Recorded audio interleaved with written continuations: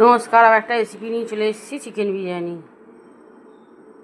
এখানে প্রথমে পেঁয়াজটাকে ভেজে নেবো, বেরেস্তা করে নেবো। এই যে দেখুন বেরেস্তা হয়ে গেছে। এবার এখানে মাংসতে একটু ম্যারিনেট করে নেবো, লঙ্কা, হলুদ, আদা রসুন পেস্ট, স্বাদ মতো নুন দিয়ে মাংসটাকে ম্যারিনেট করে একটু রেখে দেবো।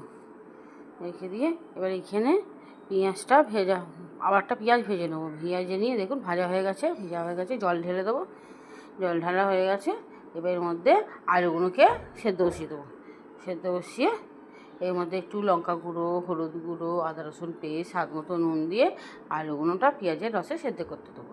সেদ্ধ হয়ে গেলে এখানে ভাতটা করে নিই। এদিকে দেখুন ভাতটাতে বসিয়ে দিয়েছি, একটু লেবু তেল দিলে ভাতটা জড়াবে না। 60% ভাতটা করে নেবো। গরম মশলা দিয়ে এখানে আলুগুলো দেখুন সেদ্ধ হয়ে গেছে। এবার এখানে মাংসগুলোকে ভেজে নেবো। যে ম্যারিনেট করা মাংস ছিল একটু তেলে ভেজে নেবো। তেলে ভেজে নিলে একটু বিরিয়ানির স্বাদটা, চিকেন বিরিয়ানির স্বাদটা একটু স্টাইল দোকানের মতন হবে খেতে। বেশ দেখুন এখানে ভাজা হয়ে গেছে। এবার এখানে আলুগুলোও সেদ্ধ হয়ে গেছে, আলুগুলোকে তুলে নেবো।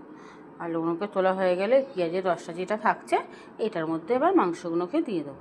মাংসগুলোকে এই দেখুন মাংসগুলোকে দিয়ে দেবো, মাংসগুলোকে ভাজা হয়ে গেছে। এর মধ্যে একটু লঙ্কা গুঁড়ো, হলুদ গুঁড়ো, আদা রসুন পেস্ট, একটু বিরিয়ানি মশলা দিয়ে এবার মাংসগুলোকে একটু যতক্ষণ না রসটা মরে ততক্ষণ মাংসগুলো সিদ্ধ হবে।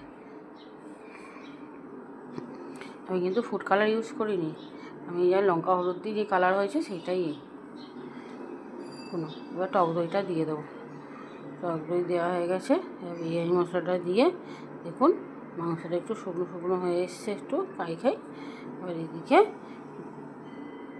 একটু গরম দুধে গরম কেওড়া জল, গোলাপ জল, মিঠা আতর দিয়ে এদিকে জলটা একটু রেডি করে নেব।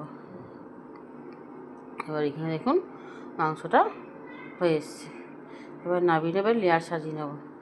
প্রথমে মাংসের গ্রেভিটা দিয়ে দেবো তলাতে দিলাম কেন, তার মাংসটা ভাতটা পুড়বে না। এবার আলু দিলাম, মাংস দিলাম, বিরিয়ানি মশলা, দুধটা কেওড়া জল গোলাপ জল মিশ্রণটা ছিল ওইটা দিয়ে দেবো। দিয়ে আবার একটা ভাত দেবো, মানে লেয়ার সাজিয়ে নেবো। সাজানো হয়ে গেলে দেখুন 2-3টে লেয়ার যেরকম থাকবে সেরকম সাজিয়ে নেবেন। সাজানো হয়ে গেলে ওপর দিয়ে বিরিয়ানি মশলাটা দিয়ে দিলাম, দুধটা দিয়ে দিলাম, দেওয়া হয়ে গেছে। এবার বেরেস্তাগুলো এবার ওপর দিয়ে ছড়িয়ে দেবো। ছড়িয়ে একটু বিরিয়ানি মশলা, একটু ঘিটা এবার দিয়ে দেবো ওপরে। মাংসের যে ওপরে তেলটা ছিল ওই তেলটা দিয়ে দেবো।